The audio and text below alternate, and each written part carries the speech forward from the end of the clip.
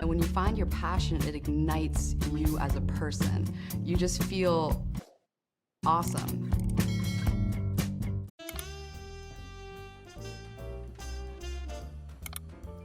Hello, what is going on?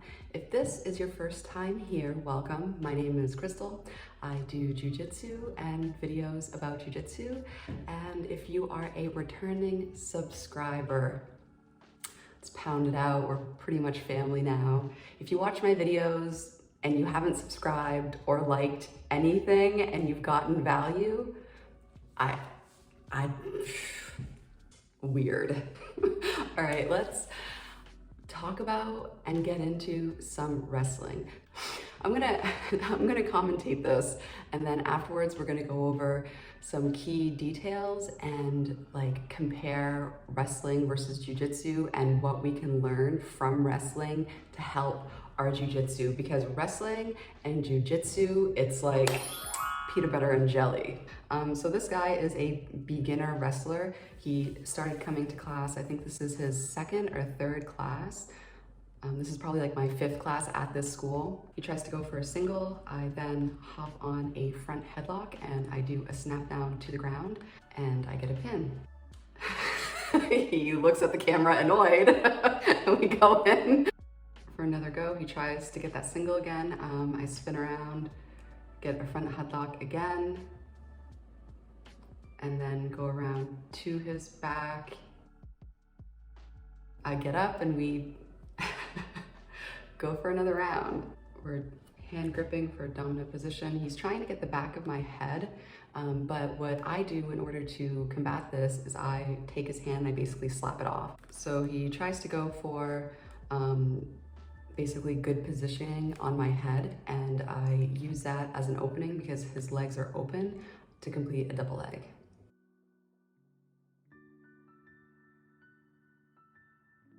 Moving on to the second round. So if you win, you stay in. If you lose, you step out. So right after this first guy, we're on to the second person.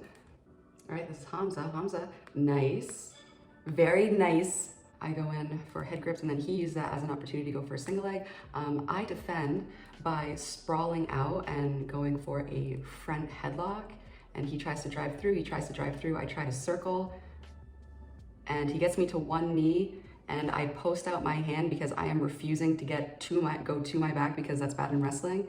In this position, it was basically like a half guard. My leg was between his legs, so I stepped forward and got my right leg out and got a mount position. You're out. You have 1 point.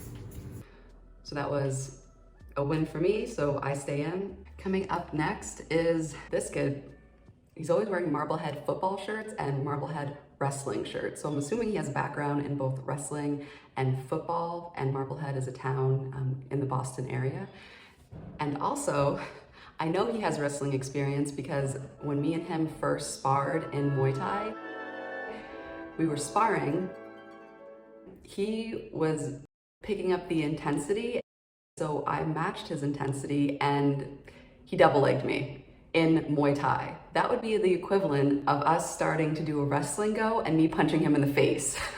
Like, you're not supposed to double leg if you're doing like a Muay Thai round. Oh, you want a double leg? Well, let's see how getting blitzed feels. So this is me and him 6 months later, and I'm basically, doing his game of wrestling. Trying to snap me down, I'm trying to snap him down, but he is just very, when you do a snap down, what's really important is if you are defending a snap down, we're taking their head and trying to drive it to the mat. And you can see his right foot. Do you see how he keeps that forward? That right foot is helping him because he's driving into that foot to keep his posture from getting broken down, and he's keeping me from driving his head into the mat, which is not good. Anytime in wrestling, when you get your head driven into the mat, it makes you super, super weak. All of a sudden, any type of grip that you have on their leg goes right out the window. So that's like it's a key principle to think about when you're doing jiu-jitsu is head positioning. And in this context, head positioning means a lot of things. It's super important. Body positioning, period, is super important and harped on in wrestling. But in this case, it's like, okay, this game is who can get whose head to the mat. And he's doing a really good job of defending that by keeping that right leg forward. So if you're always getting snapped down, try moving your foot a little bit more forward. That way you have something to push off of, and you're not just trying to do a good morning versus their dead weight. You can actually get some more power from your legs as opposed to just making your lower back do the work.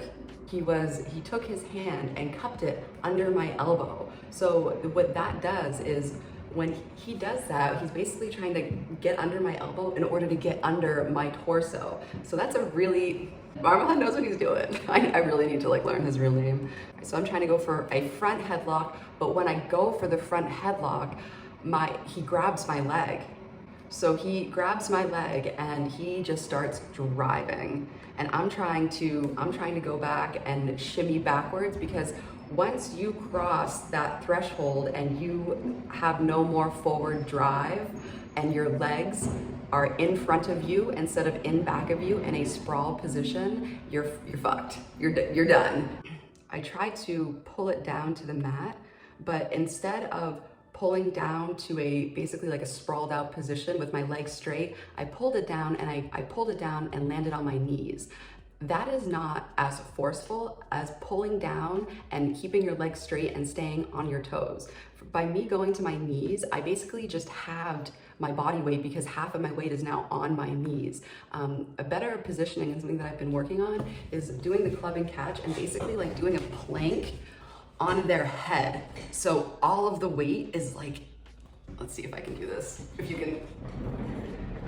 So instead of me going down on my knees, which isn't very forceful at all, if I basically do a plank position like this, and then bring even my knee in,